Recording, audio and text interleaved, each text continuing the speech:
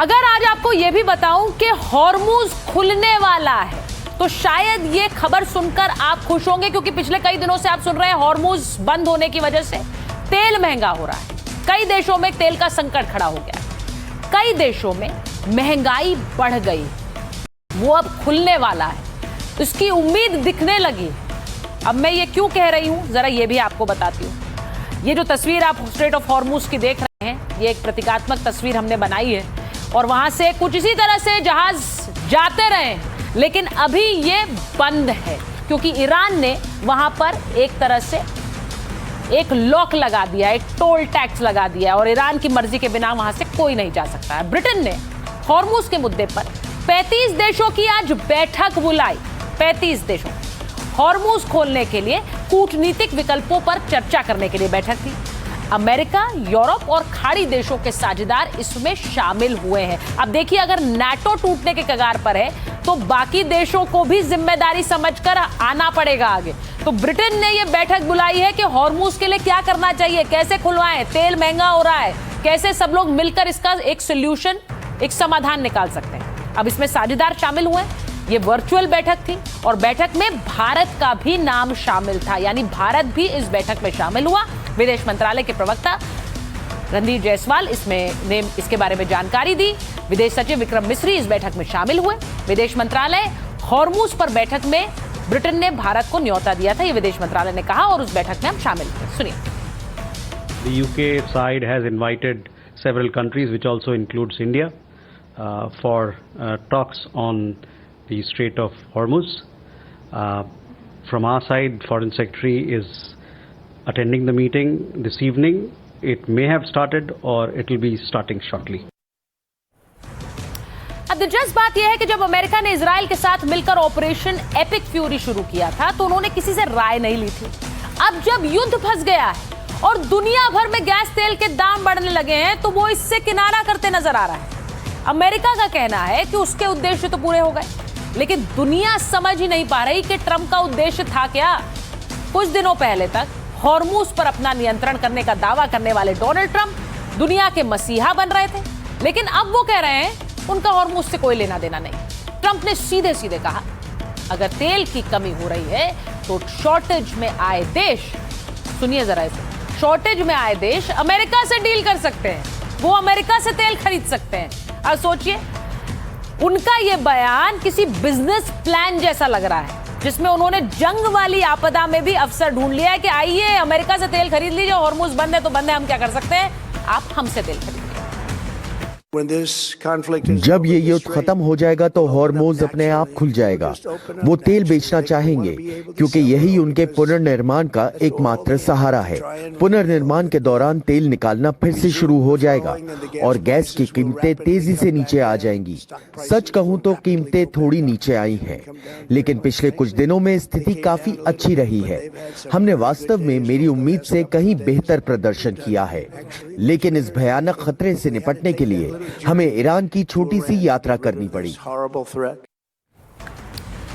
अब हॉर्मुज को लेकर एक गुड न्यूज भी आई है। ईरान ने हॉर्मुज के उपयोग पर समझौते का प्रस्ताव रखा है। सरकारी सूचना परिषद के प्रमुख इलियास हजरती ने कहा कि ईरान हॉर्मुज को इस्तेमाल करने पर यूरोपीय, एशियाई और अरब देशों के साथ समझौता करने के लिए तैयार है। इसीलिए आज मैंने कहा कि क्या तेल सस्ता होने वाला है। ईरान ने कहा है कि हॉर्मुज पर ईरान का पूर्ण नियंत्रण, जबकि ट्रंप हॉर्मुज के बारे में बेतुकी बातें कर रहे हैं। ईरान ने कहा कि हमने फैसला किया है कि हम एक समझौते की घोषणा कर सकते हैं। हम उन यूरोपीय, एशियाई और अरब देशों को आमंत्रित करेंगे जो इसका उपयोग करना चाहते हैं और वो हमारे साथ एक समझौता करें और हम यहां से जहाजों को निकलने देंगे। तो ईरान भी अब हॉर्मुज खोलने के पक्ष में है, क्योंकि वहां से अगर जहाज जाएंगे, निकलेंगे तो इससे फायदा ईरान को भी होगा, क्योंकि ईरान न सिर्फ यहां से एक टैक्स वसूल रहा है, बल्कि उसके अपने तेल के टैंकर दूसरे देशों में यहीं से होकर जाते हैं। तो ये तो हॉर्मुज की बात हुई, लेकिन जैसा कि मैंने आपको बताया कि युद्ध क्षेत्र में लगातार हमारे सहयोगी वहां से रिपोर्ट्स भेज रहे हैं। इसी कड़ी में लेबनान की एक तस्वीर आपको दिखाने जा रही। कैसे युद्ध की वजह से तबाही का मंजर नजर आ रहा है। जरा ये देखिए, ये जो आप गड्ढा देख रहे हैं, ये मिसाइलों की वजह से क्षतिग्रस्त लेबनान है। और यहां से हमारे सहयोगी ने जो रिपोर्ट भेजी है वो आपको दिखाते हैं। साउथ लेबनान में तबाही का मंजर हर जगह दिखाई दे रहा है। फ्यूल स्टेशन ट्रैफिक चलने का जैसे वो लाइफ लाइन है, लेकिन जब उसी को उड़ाया जाए तो लाइफ लाइन ही ख़त्म होती है। तो ये देख लीजिए इस फ्यूल स्टेशन की क्या हालत कर दी गई है। इस पे पिछले हफ्ते एक मिसाइल दागे गए। ये देख लीजिए, ये स्टोरेज टैंक है इस फ्यूल स्टेशन की। ये देखिए क्या हालत है इस फ्यूल स्टेशन की। ये सिर्फ मिलिट्री टारगेट नहीं होते हैं कि आप हिजबुल्लाह से लड़े, यहाँ जो कुछ भी उनको लगे कि कोई चीज़ उसको ख़त्म कर देते हैं। ये देख लीजिए, ये है फ्यूल स्टेशन की हालत। ये तबाही का मंजर हर जगह देखने को मिलता है, हर जगह। और हमें बताया गया कि जब इस पे हमला किया गया तो 1 घंटा पहले यहाँ के लोगों को वार्निंग दी गई कि आप यहाँ से निकल जाओ, और उसके बाद ये बॉम्बिंग शुरू हुई। और इस जगह लोगों को सिर्फ कुछ घंटे बाहर जा सकते हैं, उसके बाद बॉम्बिंग कभी भी हो सकती है।